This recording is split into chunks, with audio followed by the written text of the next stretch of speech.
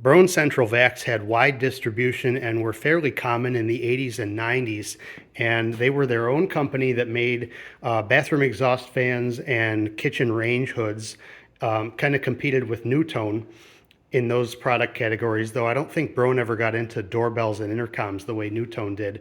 And in fact, at one point they merged and they became Broan NuTone. And I believe only in Canada, you could get the NuTone VX series in blue labeled Broan. Kind of interesting. But before that, prior to that, they were competing and they were headquartered in Hartford, Wisconsin. NuTone, of course, in Cincinnati. And growing up, my home had Broan bathroom exhaust fans. It did not have a Broan central vacuum. But interestingly enough, my very earliest piece of central vacuum literature was this, with this beautiful 90s, looks like Fraser's apartment or something. And I don't know, what is that, a vet, where this guy's using a rotating brush attachment on a leather seat, and he's got the hose on the hanger, but it's just for the brochure, obviously. But yeah, I knew this thing backwards and forwards when I was a kid.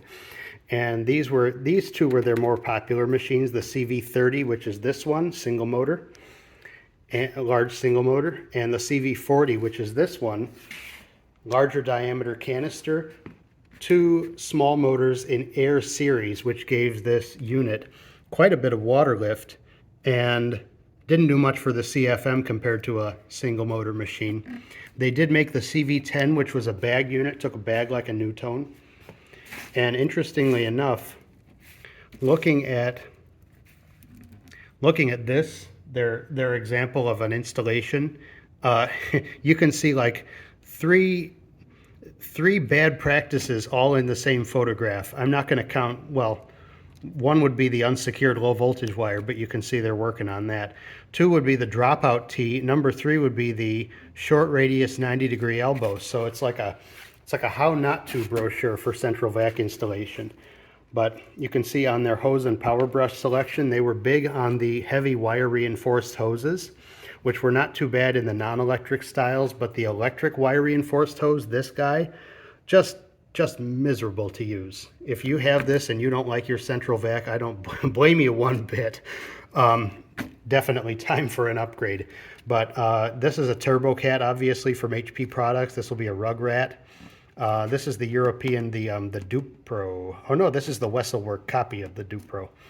But they made their own, which I don't think anybody else ever used, these things, which I've seen them in the wild labeled Jet Clean. Kind of cool, not a bad brush. There's the underside. I don't know who made this for them because I have a feeling they didn't make it themselves. And you can see the installation components. So here's everything you need to do a poor installation on your central vac. And here's a nice example. All those back-to-back tees and unnecessary elbows and three-way tees and oh goody.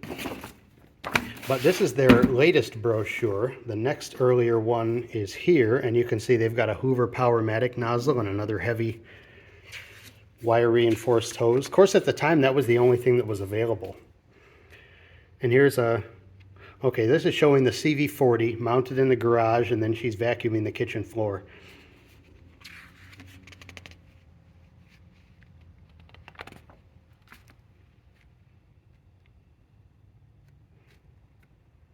I kind of like that, seeing the hose go across the bottom of the page.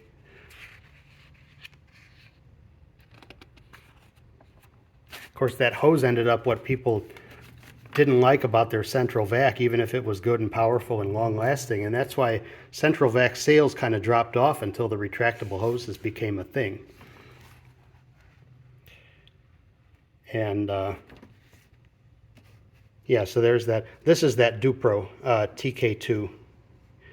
Which they have offered in addition to the earlier HP, the predecessor to the TurboCat, which HP used to call the Carpet Cat, but they would call it the T21, as you can see.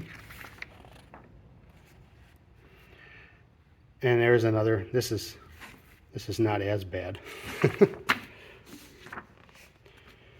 And here's an even earlier one. Now this one shows a unit that is not made by Broan. This is quite obviously a Beam built machine. And I think this was when they were first getting into central vacs and they weren't sure if they were going to bother to make their own or not. So the fittings are the Beam type sectional fittings. And look at that big long length of flex hose. So they weren't crazy about forcing you to do a proper installation. It was just, hey, we'll sell you the vacuum and you can do what you want. So this was that Beam made unit. I kind of like Beams from this period of time. I think they were better than what came later. But there's that, Broan, Hartford, Wisconsin. And this unit, unlike most Beams where the intake and the utility inlet are in the upper body and the filter sits here, on this one, the intake and the utility inlet were in the can and the filter sits right here, meaning that you had to disconnect the hose off of this unit to empty the bucket. And I guess this was their kind of simpler, lower budget setup. So anyway, there's a look at several Broan central vacuums. Fortunately, these systems were all installed with industry standard tubing and inlets, and so they are fully upgradable. You can get a new hose and tool set, which will make this system feel like brand new, and you can also upgrade the power unit these days to a much more powerful, much quieter, and much cleaner model. But you can also keep on running this, and it's amazing how many of these are still out there, still cooking. Thanks for watching.